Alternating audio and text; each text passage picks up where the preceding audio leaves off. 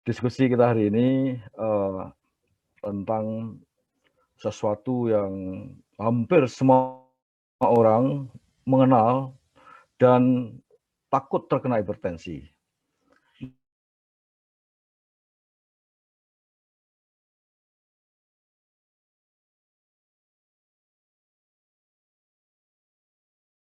Jadi betapa pentingnya kita memahami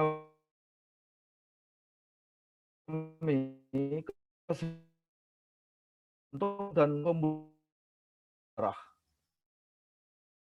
Jantung tidak dia harus mengeluarkan 70 cc ya, kurang per menit normal ya. Gitu. Nah, kalau ini tidak kita perhatikan kesehatan jantung dan pembuluh darahnya, maka akan menjadikan kondisi yang kita sebut hipertensi. Kita lihat letak dari barat jantung ini. Letaknya di rongga dada kiri. Ya. Besarnya sebesar kepalan tangan kiri kita. Jadi besar jantung itu persis sebesar kepalan tangan kiri yang punya. Pada laki-laki biasanya lebih berat, ya sampai 350 ya, gram, pada perempuan itu lebih kecil. Ya. Yang namanya jantung, ya, itu sudah dilindungi oleh organ tubuh begitu rupa. Ya. Ada tulang-tulang dada dan sebagainya. Ya. Ada diafragma yang menggerak. Ya. Nah,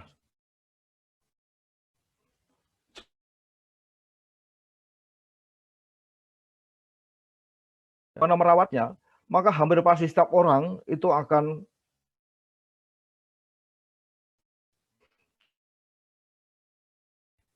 hampir setiap orang.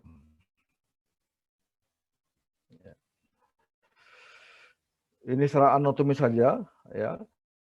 Yang namanya jantung tadi sudah saya sampaikan, besarnya sebesar tinju kepalan tangan ini. Kalau orang lain yang namanya puncak itu di atas, tapi kalau jantung itu puncaknya di bawah, dasarnya di atas. Nah, ini bagian-bagiannya. Kalau kita kembali ke sini, ke depan, nah ini ya, kita masih ingat kanan kiri ada atrium kanan kiri, ya. Yang biru ini adalah vena atau pembuluh darah yang membawa darah kotor yang harus dilepas karbon dioksidnya ke paru-paru. Ini adalah yang dikeluarkan dari jantung ke seluruh tubuh.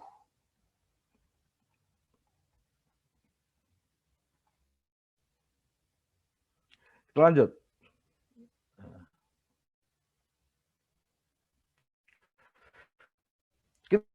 Kita lihat sekarang, ya, otot-otot jantung begitu kelihatan sangat kuat. Ya. Kenapa? Karena dia harus bekerja ekstra, ya, kuat. Otot jantung ini sebetulnya termasuk kategori otot polos. Artinya kerjanya tidak bisa kita sadari, tidak bisa kita atur. Suruh berhenti sebentar, nggak bisa. Ya. Tapi pekerjaannya lurik. Otot polos itu biasanya pekerjaannya adalah polos, artinya ya kalau otot polos itu peristaltik usus misalnya, itu otot polos kerjanya peristaltik. Kalau otot jantung ini kontraksi. Kenapa harus kontraksi? Karena dia harus memompa darah. Ya. Nah, ini kalau lihat dari belakang, ya sekali lagi yang biru ini adalah vena, pembuluh darah balik, ya. Yang merah ini adalah pembuluh darah yang keluar dari tubuh. Semua vena berwarna biru, semua arteri berwarna merah kecuali, nah ada kecualinya, ya, yang ke paru-paru. Vena pulmonalis warnanya bukan biru, tapi warnanya merah. Kenapa? Karena dia membawa darah yang teroksigenasi dari paru-paru ke jantung. Halo? Ya. Kita lihat lapisan daripada otot jantung. Yang paling tebal ini adalah miokardium. Otot jantung yang paling kuat. Ada epikardiumnya, ada perikardium. Kalau panjenengan pernah mendengar istilah perikarditis, itu berarti ada radang di selaput jantung bagian luar. Itu sudah bermasalah, apalagi kalau sampai ke dalam. Nah, bagian yang merah inilah yang berkontraksi setiap saat, ya, seperti otot rangka bergerak. Nah, sifat dari otot jantung ini adalah peka terhadap rangsang, dia menghantarkan rangsang, dapat berkontraksi, dan sifatnya ritmis kalau normal.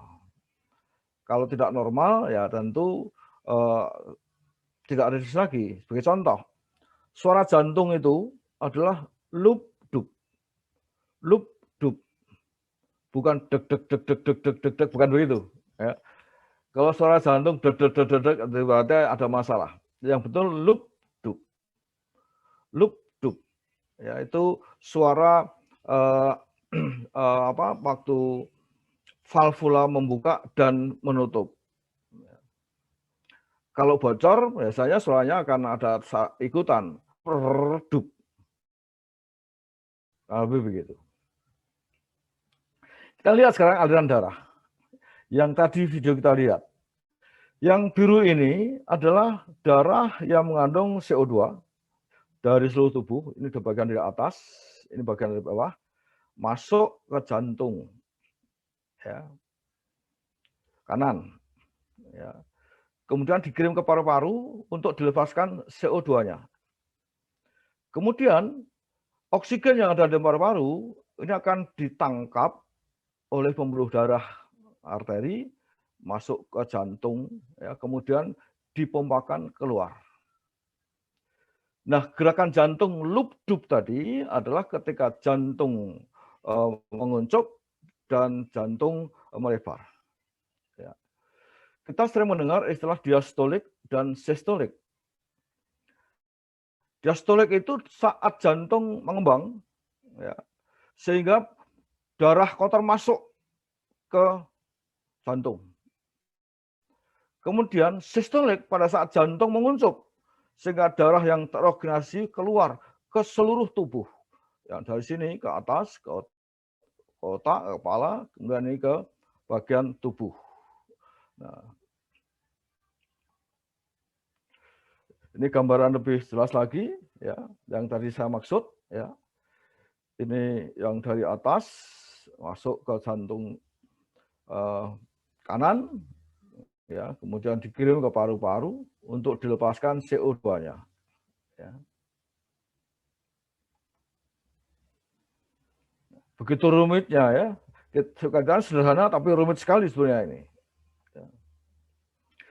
Nah, perlu panjenengan pahami, jantung ini pada jam 11.13 dia akan bekerja yang memerlukan energi cukup banyak. Maka disarankan istirahatlah ketika jam 11 sampai jam 13. Karena proses metabolisme jam-jam ini. Ya, demikian juga limpa. Limpa itu jam 9.11 ya, dia melakukan pekerjaannya. Ya, di luar itu tidak bekerja, tapi jantung juga. Tapi ya, yang namanya jantung ya, pada jam ini perlu energi.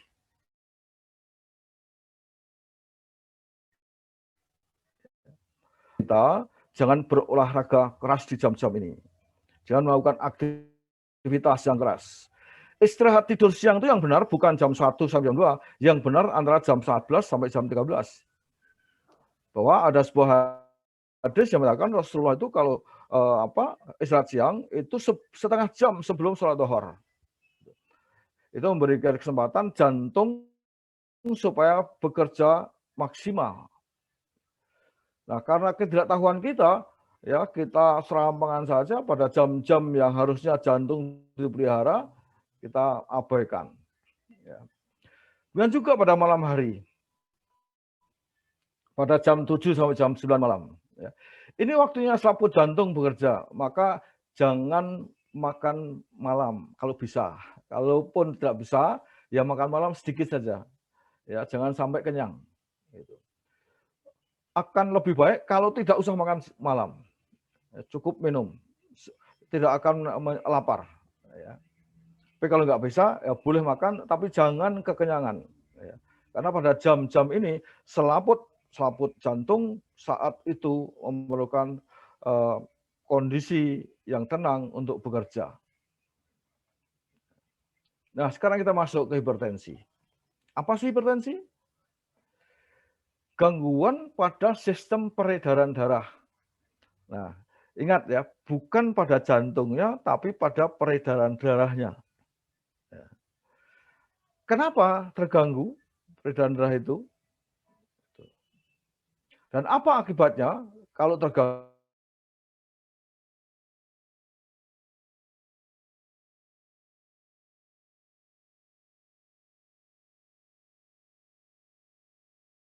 Orang yang hipertensi itu muncul gejala pendahuluan.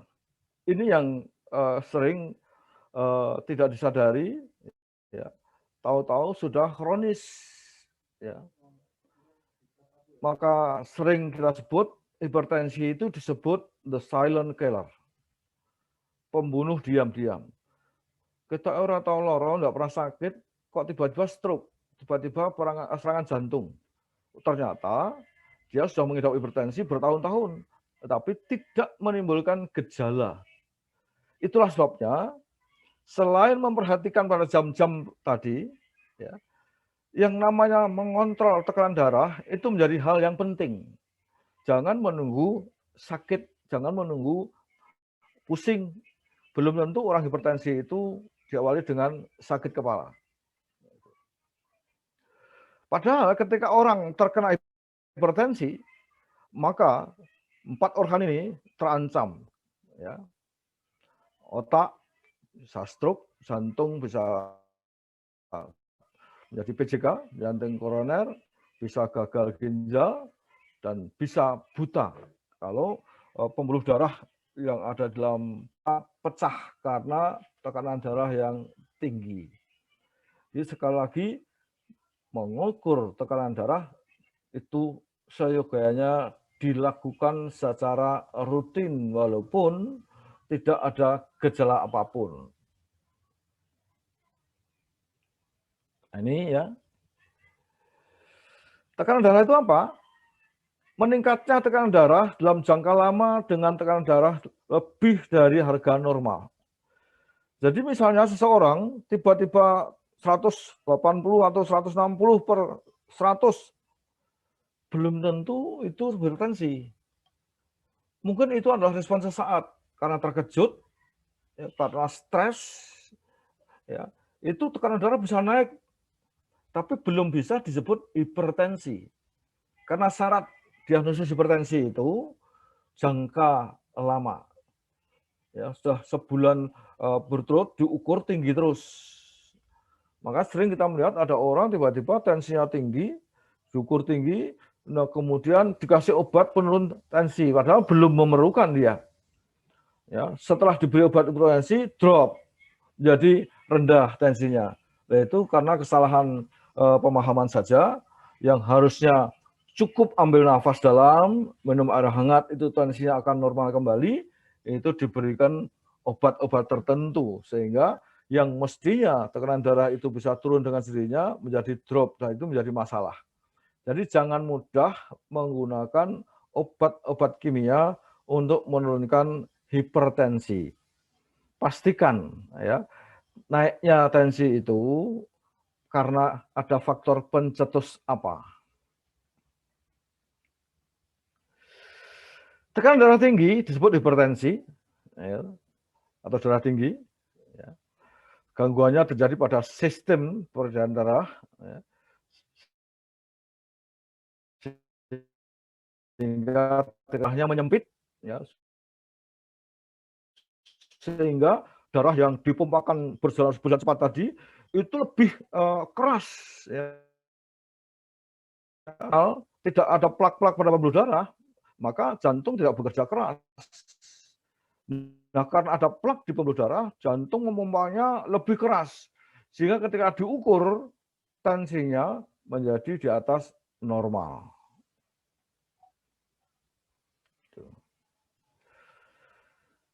Apa yang terjadi manakala itu tidak kita sadari hipertensi itu? Tadi sudah saya sampaikan, ya, boleh jadi akan terjadi apa yang disebut dengan arteriosklerosis, ya, pengapuran pembuluh darah yang sudah terjadi lama. Pengapuran pembuluh darah ini tidak terjadi seketika, tapi berhari-hari, berminggu-minggu, berbulan-bulan, bahkan bertahun-tahun. Sehingga yang bersangkutan tidak menyadari bahwa sudah ada plak di dalam pembuluh darahnya. Ya. Karena hipertensi yang sebenarnya itu tidak ujuk-ujuk, ya. Tidak tiba-tiba. Tadi sudah sampaikan, akibat yang mengerikan pada hipertensi yang tidak terkontrol adalah menyerang otak. Ini, ya, stroke menyerang otak. Ada pembuluh darah di dalam otak yang pecah, ya, stroke hemorrhage. Nah, kalau tekanan sistolik tinggi, itu dikhawatirkan terjadi seperti ini, stroke. Kalau diastoliknya yang tinggi, ini serangan jantung. Diastolik itu pada saat jantung mengembang, itu tidak boleh di atas 90, harus di bawah 90. Ya, kalau sampai di atas 90, apalagi 100, di atas 100, itu pertanda, ya, jantung terancam. Ya. Sistolik, ya, mestinya tidak lebih dari 120. Kalau sampai 160 bahkan lebih, ya, kalau tidak dipahami bagaimana merawatnya, bahayanya terjadi stroke. Kalau dua-duanya tinggi, ya bisa dua-duanya. Dan manakala pembuluh darah yang kecil ini, yang ada di mata, pecah, maka orangnya buta. Ya. Dengan juga, ya, termasuk kontraksi di ren, di ginjal, maka akan terjadi gagal ginjal. Jadi dampak dari tekanan darah tinggi itu amat sangat mengerikan. Ya. Maka harus benar-benar dipahami bagaimana merawat jantung dan pembuluh darah kita. Jangan sampai 4 ancaman ini, ya, menjadi momok bagi mereka yang mengidap hipertensi. Nah ini, ya, otak, ya, stroke, ya, bisa terjadi heart attack atau gagal ginjal atau serangan jantung, ya. Bisa terjadi arteriosklerosis, di mana pembuluh darah yang kecil yang harusnya memberi makan pada otot-otot jantung untuk bekerja itu tidak sanggup, ya, memberikan makanan pada otot jantung. Kenapa? Karena tersumbat, ya, tersumbat oleh lemak. Dan juga, ya, menyempitnya pembuluh darah pada ginjal ini bisa menyebabkan terjadinya gagal ginjal atau kidney failure.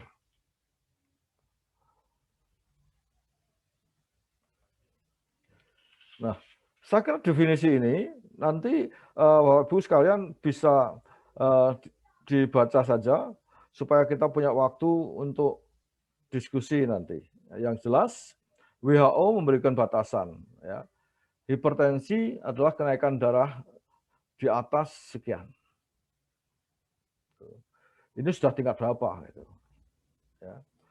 Nah, yang kita gunakan tidak hanya dari WHO, banyak sekali, ya, rujukan-rujukan tentang tensi. Ya.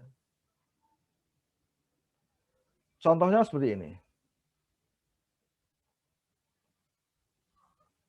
Nah, ini, ya, ini klasifikasi atau kategori tensi. Yang normal, sistolik itu kurang dari 130 mm Hg. Ingat, sistolik itu adalah pada saat jantung menguncup, sehingga darah keluar dari jantung menuju ke seluruh tubuh. Ya. Diastolik pada saat jantung mengembang kurang dari 85 mm Hg. Ini normal. Kalau berada di kisaran angka ini sistolik, ya, ini borderline namanya, ya. Disebutkan normal juga tidak tepat, hipertensi juga belum. Itu. Ya, diastolik sekian. Monggo Bapak Ibu sekalian diperiksa berapa tensinya. Perlu panjenengan ketahui, mengukur tekanan darah yang benar itu harus dalam posisi tiduran, tidak sambil duduk. Kalau kita periksa ke dokter umum atau ke dokter praktek, itu akan dilakukan pengukuran dengan pasien suruh tidur. Tapi kalau di puskesmas yang saya lihat, bahkan di rumah sakit, kok tidak ya? Ya, duduk langsung diikat, langsung, wah, itu nggak pas. Itu. Lebih tepat lagi, kalau mau tahu berapa sih tekanan darah saya, diukur ketika bangun tidur pagi. Ya, bukan setelah bergerak, apalagi setelah olahraga. Hasilnya akan beda. Jadi yang paling bisa dipercaya adalah ketika bangun tidur pagi, ya, belum melakukan kegiatan, itulah angka-angka yang bisa dipercaya. Dan juga alatnya yang terbaik adalah yang menggunakan air raksa. Yang digital itu cenderung hasilnya lebih tinggi. Sistolik 140 sampai 159 itu sudah dimasukkan ke dalam hipertensi tingkat 1. Ya, belum bisa disebut kronis. Ya. Diastolik biasanya mengikuti. Ya. 90 sampai 99. Jadi diastolik 90 itu sudah hipertensi, Bu. Tapi tingkat 1. Hipertensi diastolik namanya. Ya. Tingkat 2, angkanya sekian.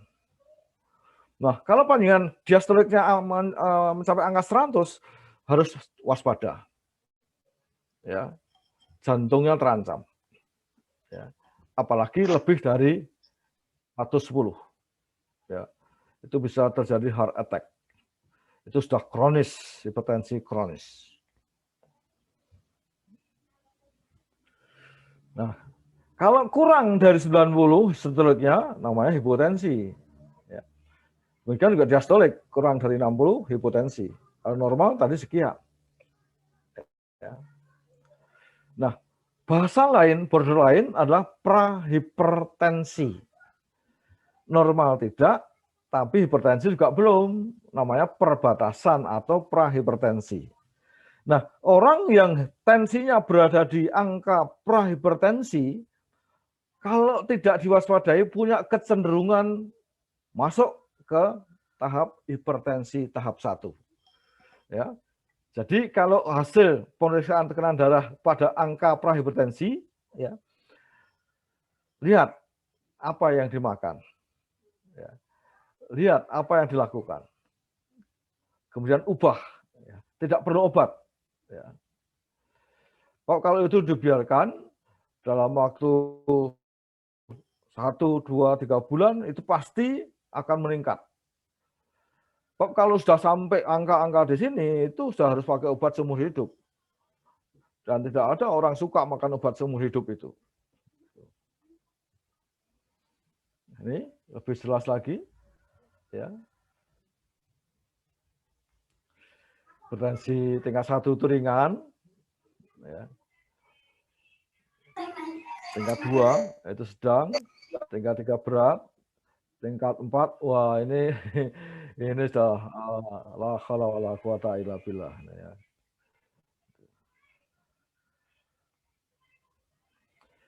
Nah, apa faktor risiko timbulnya hipertensi? Yang pertama adalah warisan dari orang tua kita, dari nenek moyang kita. Kalau ibu kita atau bapak kita atau nenek kita, kakek kita ada yang hipertensi, ada kemungkinan ya kita dapatkan warisan hipertensi itu. Nah, itulah keturunan. Nah, kalau itu yang terjadi, bagaimana mencegahnya? Mencegahnya ya tadi diukur setiap saat, jangan sampai ya menjadi prahipertensi, jangan sampai menjadi hipertensi ringan dan seterusnya. Pola makan diatur, olahraga diatur dan sebagainya. Ya, karena hanya dengan itu keturunan itu. Ya, jangan haus keturunan ya sudah terima saja, tidak boleh begitu. Kemudian usia konon ya Tapi ini beberapa jurnal ada yang berbeda ya.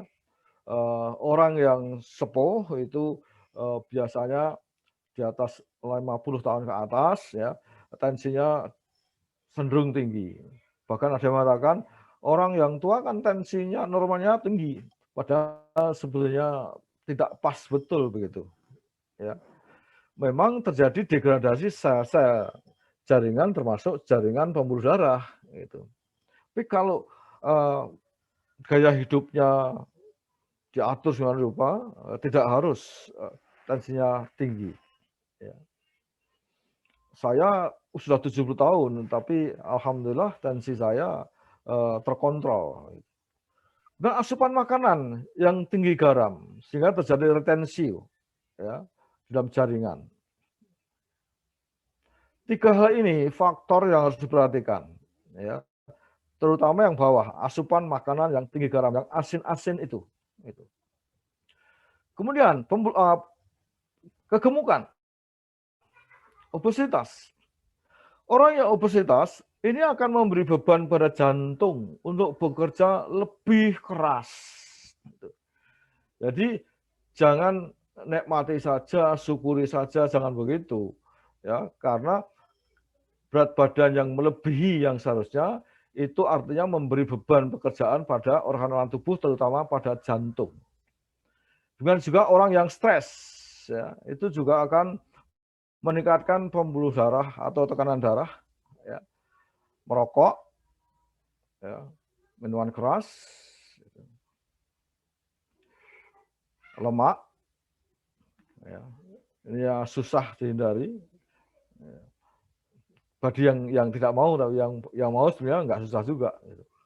Kemudian kurang olahraga, males bergerak, itu kuncinya di situ.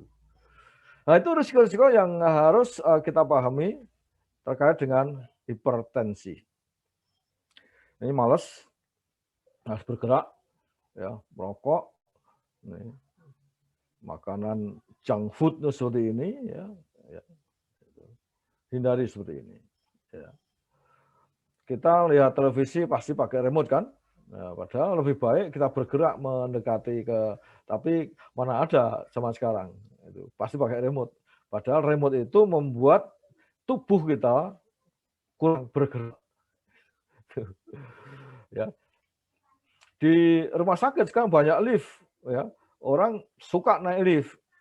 Padahal yang paling sehat itu pakai tangga.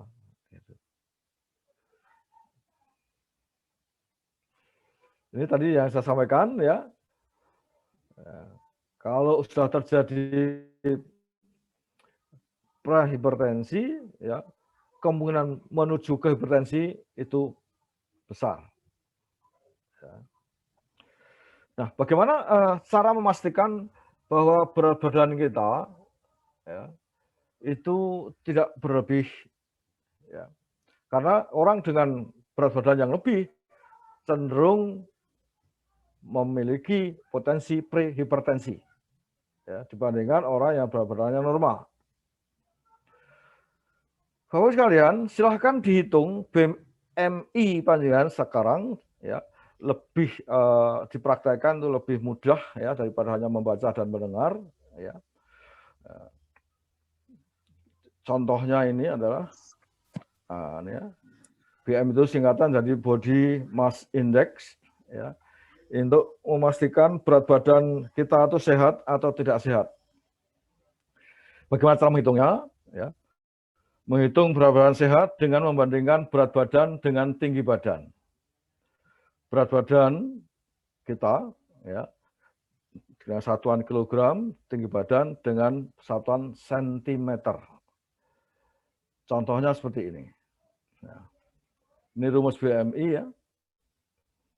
Tinggi badan dalam kilogram dibagi berat badan dalam kilogram dibagi tinggi badan dalam meter kuadrat.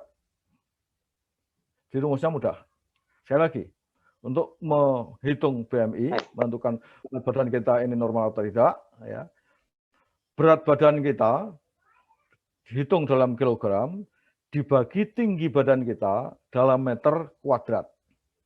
Contoh, Kalau berat badan kita 80 kg dan tinggi badan kita adalah 175 cm, 175 cm ini jadikan meter menjadi 1,75. Nah, 175 ini ya tinggi badan dalam meter ini ya dikuadratkan. Sehingga 1,75 kali 1,75 sama dengan 3,6. Nah, berat badan yang 80 kg tadi dibagi tinggi badan dalam meter kuadrat. Dalam hal ini adalah 3,06. Berapa hasilnya? 26,1. Apa itu artinya? Kita lihat, ya, kurang dari 18,5 BMI itu berarti kurus. Ya. Perlu tambah gizi, perlu tambah protein, perlu makan daging. Ya. Yang normal berapa? Berkisar antara 18,5 sampai 24,9. Ini ideal, ini sangat bagus angka ini. Di atas ini, berarti angka 25, lebih, itu berarti berat badan sudah berlebih. Sudah harus diet. Apalagi mencapai angka 30. Maka suka tidak suka, berat badan harus diturunkan. Kalau tidak ingin hipertensi. Karena hampir dipastikan orang dengan obesitas, jantung dibebani oleh kinerja yang begitu berat, dia akan memompa lebih keras, ya, maka tekanan darah akan meningkat. Apakah sudah dihitung masing-masing, Bapak Ibu, berapa BMI-nya masing-masing dari kita?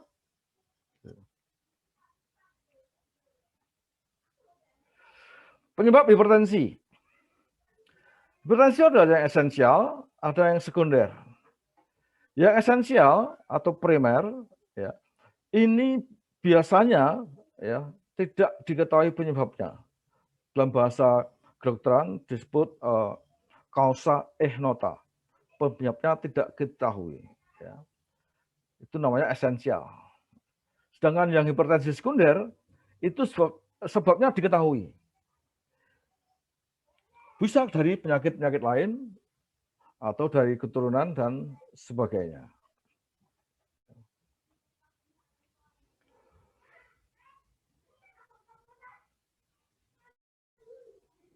Ini sama, ya. Hipertensi primer atau esensial.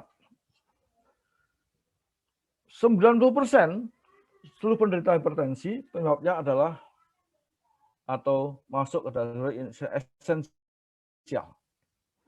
Tidak diketahui penyebabnya secara pasti. Ya. Dan ini yang bahaya, tidak menunjukkan gejala atau keluhan. Tahu-tahu sudah kronis. Nah, hal ini karena gaya hidup kita ya, yang tidak kita perhatikan. Makan dengan asupan garam yang tinggi, faktor lingkungan yang penuh dengan stressful, kurang olahraga, berat badan yang meningkat, dan ada faktor keturunan dari orang tua.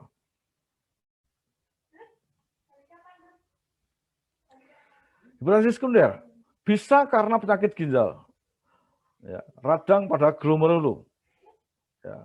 Bisa juga karena penyempitan pada arteri renalis, ya. Sehingga darah harus dipompa lebih keras. Ya. Bisa juga karena hormon. Atau metabolik karena diabetes mellitus, atau preeklamsi pada perempuan, atau ini, ya, yang sehari-hari kita lihat, ya, di warung-warung itu betapa enaknya mereka makan ini tanpa berpikir dampaknya apa kalau setiap hari makanannya ini. Ya. Ini lemak transnya amat sangat tinggi dan lengket karena orang jualan gorengan seperti ini minyaknya pasti minyak murahan, trans fat itu yang digunakan. Ya. Demikian juga bakso. Siapa yang nggak suka bakso? Semua orang suka bakso. Ya. Tapi ingat, ya, jangan berlebihan. Maka pada gambar ini ya, ini akan memicu terjadinya hipertensi. Ya. Ini juga ya asupan garam yang berlebih, kopi, ya. Kemudian ya bahayanya apa sih? Kita lihat di gambar ini. Ya. Normalnya kan pembuluh darah seperti ini. Kalau makanannya seperti tadi, apalagi juga merokok juga, ya, maka akan muncul plak. Ya, dari sedikit plak itu. Tidak tiba-tiba tebal. Ya, tipis, makan lagi, muncul lagi. Lama-lama tebal seperti ini.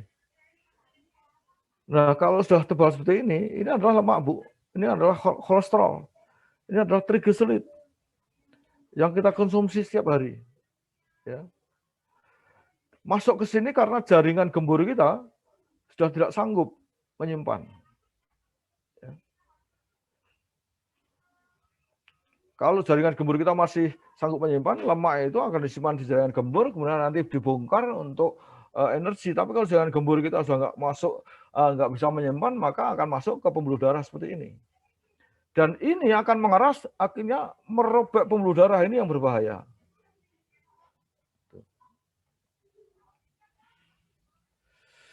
Ini penyebab tekanan darah tinggi, stres, turunan, merokok, kegemukan, kurang aktivitas, konsumsi minuman keras, ya, kelainan pada ginjal dan sebagainya. Ya. Bapak Ibu sekalian, coba kalau panjenengan sedang mandi di kamar mandi, ya, cubit pinggang panjenengan, ya, kiri kanan, kemudian diukur berapa senti, ya.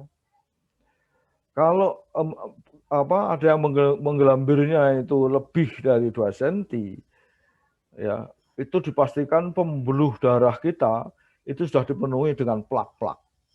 Gitu. Kalau tidak ada yang menggelambir, artinya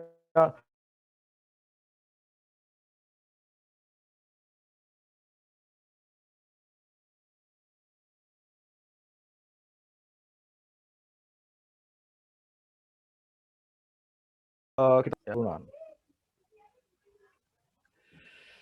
Bagaimana patofisiologi dari hipertensi itu?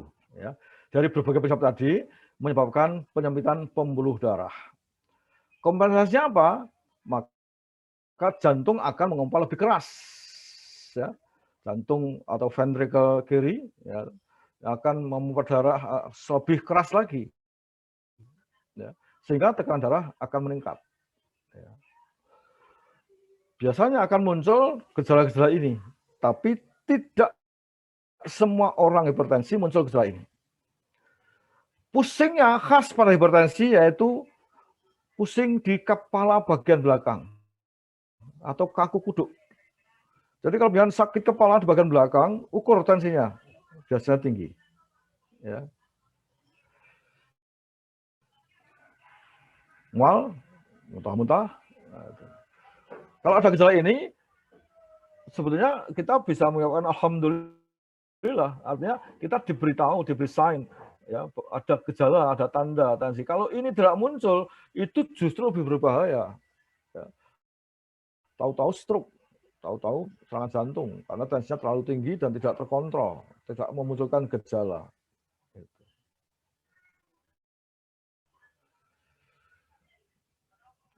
Ini langsung saja, ya.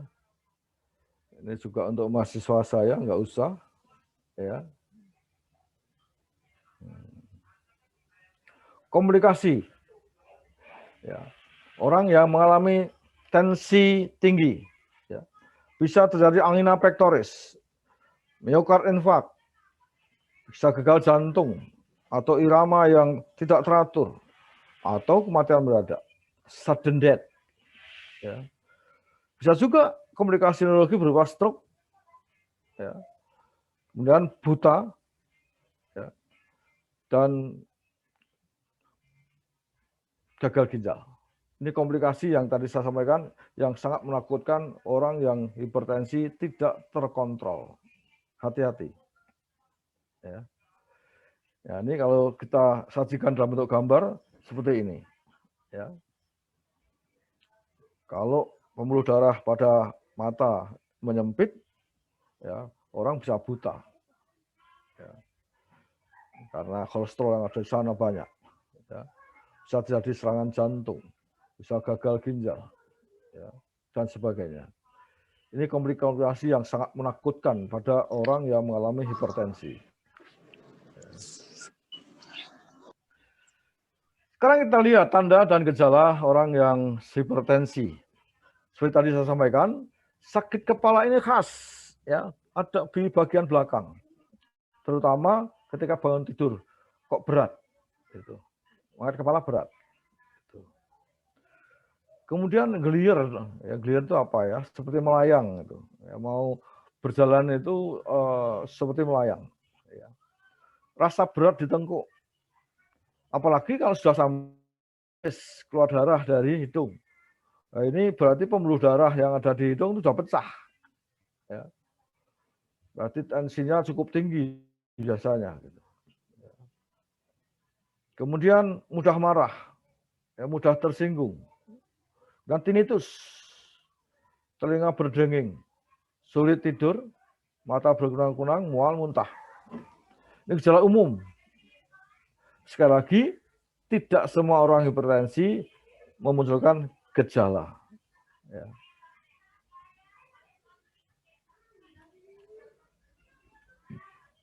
Gejala klinis.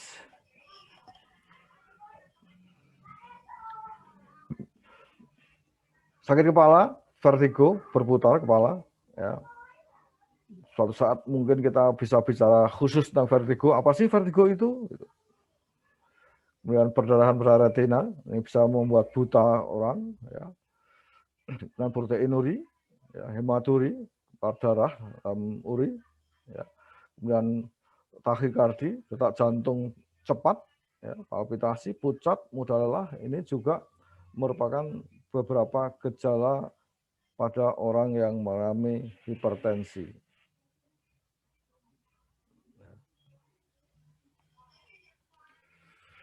Nah, ingat ini, 1, 2, 3, 4, 5. Kalau seseorang sudah mengeluhkan 5 hal ini, berarti dia sudah lama mengidap hipertensi tapi tidak disadari, tidak terkontrol. Ya.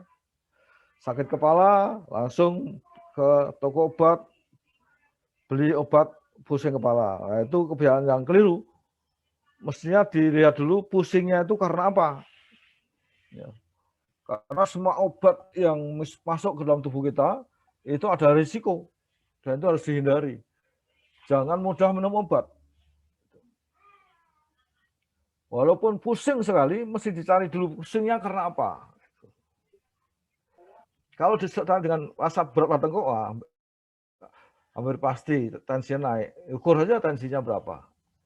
Ya, nggak usah pakai obat penurun sakit kepala, ya, dengan obat-obat hipertensi, ini gejala ini pun akan hilang dengan sendirinya.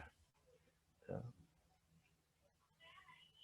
Mimisan, ya, orang yang tiba-tiba mimisen atau epistaxis itu, ya, juga perlu dilihat, ya, berapa tensinya.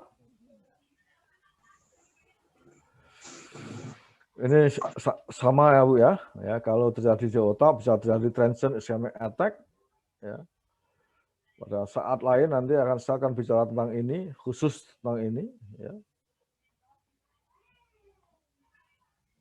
Nah ini yang tadi saya matur, ya. Kalau plaknya terlalu tebal dan menjadi aterosklerosis, ya, maka pembuluh darah ini bisa pecah. Nah, kan ngeri Bu. Ya, kalau pecahnya di otak, stroke ya. Ya. Hipertensi jelas akan mengarahkan ke jantung, sehingga jantungnya karena bekerja keras terus-menerus menjadi bengkak, menjadi kardiomegali. Dan itu berujung pada gagal jantung.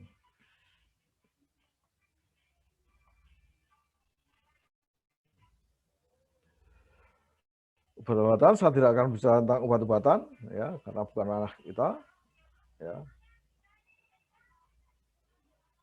Nanti di OS dibaca sendiri, kemudian bisa didiskusikan dengan saya ketika waktu senggang. Ya.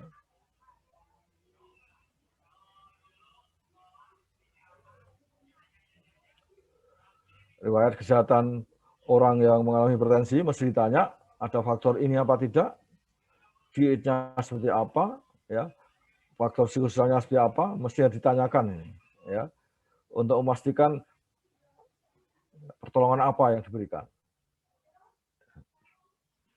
Bagaimana menata laksana pada orang yang mengalami hipertensi? Yang pertama adalah pengetahuan diet dengan rendah garam, bukan pantang garam, tapi rendah garam. Sebenarnya, Bapak Ibu, ada garam yang ramah, ya, pada tubuh manusia, yaitu garam yang bukan dari laut, itu garam yang dari pegunungan, warnanya jambon, namanya garam Himalaya. Itu garam yang ramah, ya, untuk hipertensi. Jadi lupakan garam putih, lupakan garam yang dari laut, ya. Cobalah garam yang dari pegunungan, itu lebih ramah untuk tubuh kita. Ya. Konsumsinya banyak buah, terutama yang berair. Ya. Apakah melon, ya, mentimun, ya, semangka, dan sebagainya. Ya. Kemudian pastikan makanan yang rendah kolesterol. Ya. Juga tidak minum alkohol.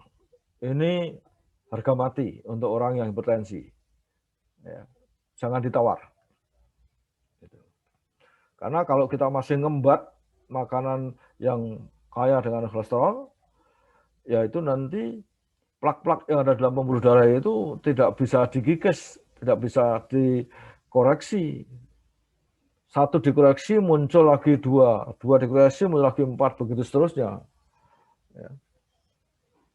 Kemudian pastikan olahraga, ya, cukup 150 menit per 1 minggu, atau kalau per hari ya 30 menit, setengah jam per hari. Kalau nggak bisa per hari ya pokoknya 1 minggu itu, ya, terpenuhi 150 menit. Ya. Hitung BMI, ya, kalau melebihi turunkan berat badan. Ya. Ini obat-obat anti hipertensi, ya, harus dengan resep dokter, harusnya dengan resep dokter. Ya.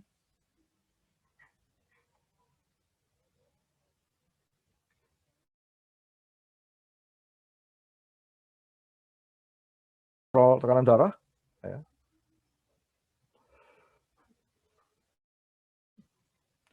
Jaga BMI kita berkisar antara,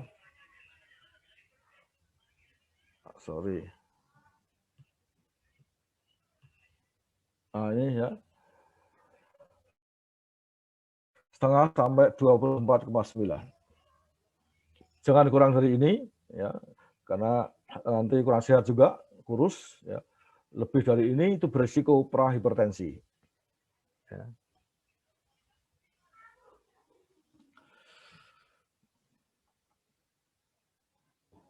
Bagaimana cara menurunkan tekanan darah yang tinggi? Yang pertama, yang utama, merubah gaya hidup. Minum obat itu kalau sudah dipastikan itu hipertensi, dan kalau sudah kronis minum obatnya seumur hidup, kecuali kalau kita mau berubah, tidak minum obat, bisa, ya, bisa berhenti minum obat, tapi ada tapinya, ada cara yang lebih sederhana, ya, yang harus kita lakukan. Ya. Mengatur pola makan, mengurangi asupan garam, ya, kemudian olahraga. Ya.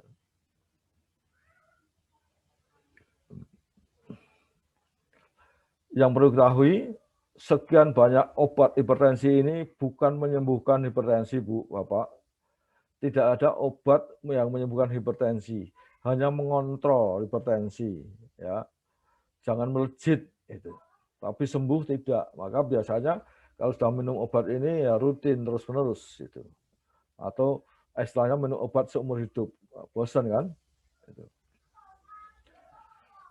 Nah, ini coba kalau kita rutin setiap hari 1 penimun saja, ya, tapi rutin. Dan makannya adalah lengkap. Kulitnya, dagingnya, dan isinya. Jangan dikupas. Gitu. Yang juga belimbing. Ya. Ini setelah membuat, silahkan nanti bisa dipraktekkan. Ya. Saran saya, ya, karena hipertensi itu bisa menyebabkan terjadinya komplikasi yang sangat mengerikan, ya, maka harus dilakukan pencegahan. Kalau sudah terjadi hipertensi, jangan sampai meningkat hipertensinya. Ya. Syukur bisa kembali normal. Ini makanan-makanan yang harus diperhitungkan untuk dikurangi. Ya. Gorengan, ya, kecuali kalau goreng sendiri pakai minyak zaitun, nah itu itu aman. Cuma minyak zaitun kan mahal. Ya. Semua makanan yang diberi garam natrium, nah ini, ya. Jadi yang namanya biskuit, roti, kue, ya, itu tidak bagus untuk orang hipertensi. Dan juga dendeng, abon, pindang, sarden, telur asin, ya, kurang bagus untuk orang hipertensi. Kemudian keju, ya, margarin, ya, acar, asinan, sayur dalam kaleng, ya. Loh kok semuanya nggak boleh, terus gimana? Bahkan saus tomat juga nggak boleh. Ya. Kecap ini the hidden ini, ya, karbohidrat yang tersembunyi ini, ya. Itu. Ya. Dapat mungkin jangan mengonsumsi kecap ini. Kecap ini nggak seberapa enaknya, tapi resikonya terhadap kardiovaskular cukup, ya, signifikan. Sambal terasi, petis. Nah, ini dicatat, taruh di kamar makan atau di dapur itu bagi mereka yang hipertensi loh ya. Sehingga bisa merubah gaya hidup, tidak melakukan pembodohan pada tubuh kita sendiri dengan makanan yang menyebabkan plak-plak dalam pembuluh darah itu tidak bisa dikoreksi. Nah, kalau banyak sekian nggak boleh dimakan atau harus dibutuhkan, lalu bagaimana? Nah, ini ada yang dianjurkan kok. Kentang boleh, ubi boleh, ya, hungkue boleh, ya, kacang-kacangan, kacang hijau, kacang merah, kacang tanah, kacang tolo, tempe, tahu, ya, oncom, ya, boleh kok. Itu. Jadi masih banyak pilihan. Sayuran, ya, sayur bayam, pilih bayam yang tua, Bu, jangan sayur yang bayam yang muda, ya. Ya. Nah, bumbu-bumbu seperti ini, ya, gitu. Ya, di sini tidak ada kecap kan, gitu. Ini, ya, jangan cukupi untuk kita. Ya. Ini pencegahan, ya, begitu muncul gejala, ya, ya, bang berat badan berapa, melebihi angka normal enggak, atau ukur BMI-nya.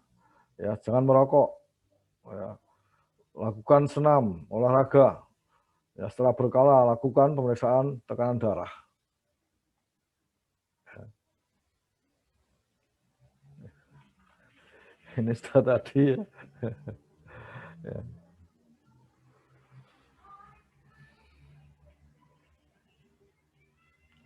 Apa yang harus dilakukan jika mengalami tekanan darah tinggi? Minum obat anti darah tinggi sesuai dengan nasihat dokter. Jangan membuat dosis sendiri. Ya.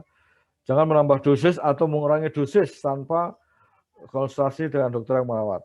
Ya, itu berbahaya. Ya. Makanan rendah garam maksimalnya 1 sendok teh. Nah, tadi saya matur kecuali kalau kita mampu menggunakan garam yang Himalaya, bukan garam laut. Ya. Tidak merokok, ya. Tidak minuman keras. Kebanyakan asupan garam akan merusak natrium dan kalium sehingga menyulitkan kerja ginjal. Akibatnya terjadi penumpukan cairan, ya, atau retensi cairan, diikuti naiknya tekanan darah. Itulah kenapa orang hipertensi asupan garam harus dikurangi.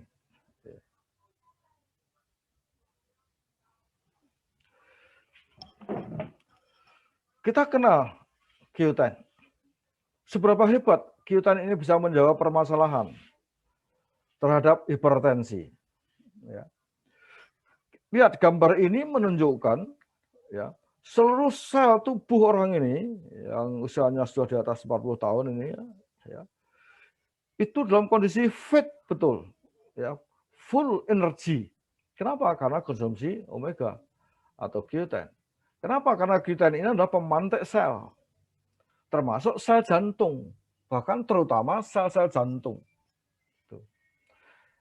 Ingat, otot-otot jantung atau miokardium itu, ya, bekerja keras tidak pernah berhenti, maka dia perlu dipelihara. Ya. Sebetulnya Q10 ini diproduksi sendiri oleh tubuh, tapi ketika orang beranjak usia 30 tahun, produksi Q10 itu dalam bahasa kedokteran disebut ubiquinone itu berkurang. Maka sudah diperlukan asupan dari luar tubuh. Itu Q10. Ya. Q10 ini memegang peranan penting untuk produksi energi di dalam sel.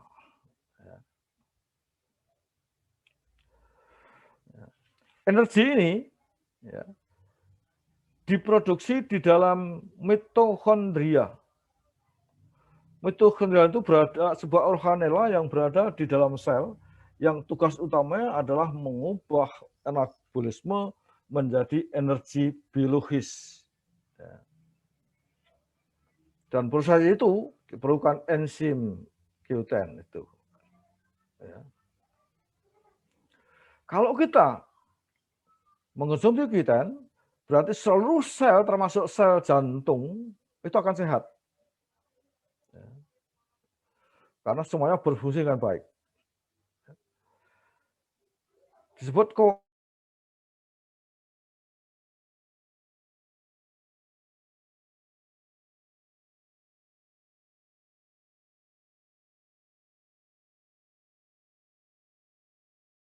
ya.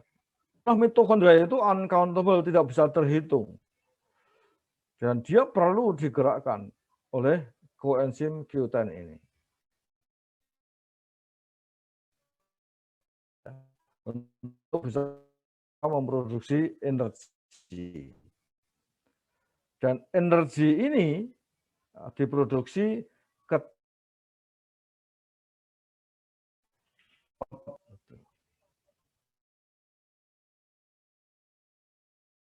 ketika sudah menginjak 30 tahun, produksi itu mulai berkurang. Padahal kebutuhan tidak berkurang.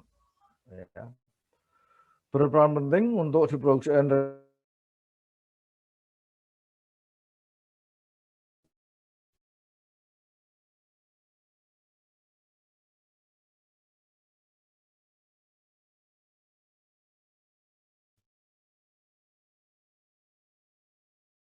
Ya. Sehingga tekanan darah harus diperkuat. Nah, kalau kita rutin menggunakan Q10, ya, maka penumpukan lemak jahat, kolesterol, triglycerid, ya, sebagainya itu tidak mudah dia menempel di dalam tunika intima atau pembuluh darah atau pembuluh arteri di bagian dalam. Ya. Sehingga Q10 ini sangat baik digunakan untuk kondisi terutama hipertensi. Baik juga untuk gagal jantung, untuk angina pectoris, untuk migrain, bahkan untuk Parkinson, ya, HIV, dan sebagainya. Ya. Ya. Jawaban yang imun untuk hipertensi adalah coenzim Q10 dan satu lagi, ya, aloe vera drink. Kenapa aloe vera drink? Sebelum kita lihat, mari kita lihat dulu omega 3 yang ada dalam Q10 ini.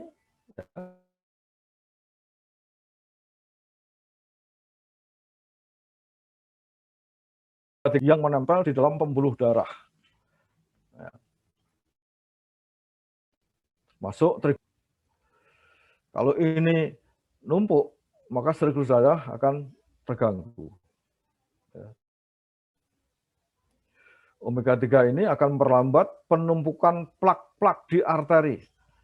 Ya.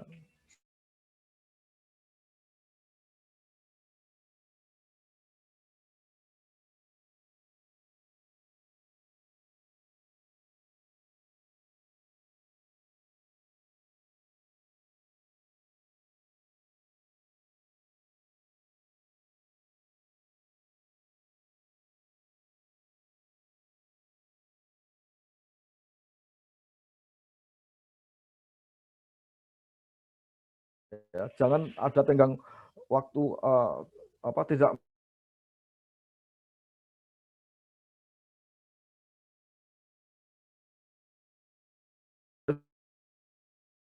selama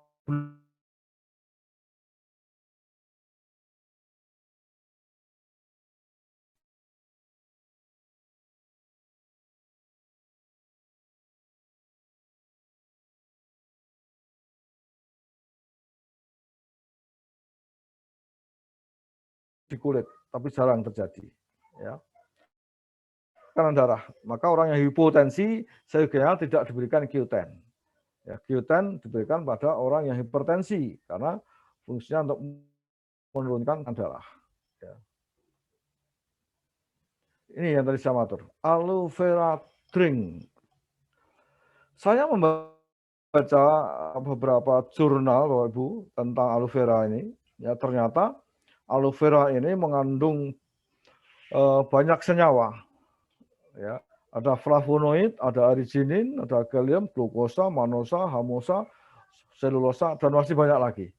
Ya. Dan senyawa aktif ini, inilah yang mampu mengontrol tekanan darah. Ya. Aloe vera juga bersifat antiseptik, anestetik, anti jamur, jadi tidak hanya untuk menurunkan tekanan darah, tapi juga bagus untuk kulit, ya. Juga anti peradangan. Ya, jadi kalau misalnya ada perikarditis atau radang yang lain, ya, kombinasi aloe vera drink dan Q10 sangat memadai. Lebih jauh, panjenengan bisa referensi yang saya gunakan untuk menyajikan hipertensi itu. Itu yang saya sampaikan. Silahkan kalau ada hal yang perlu didiskusikan.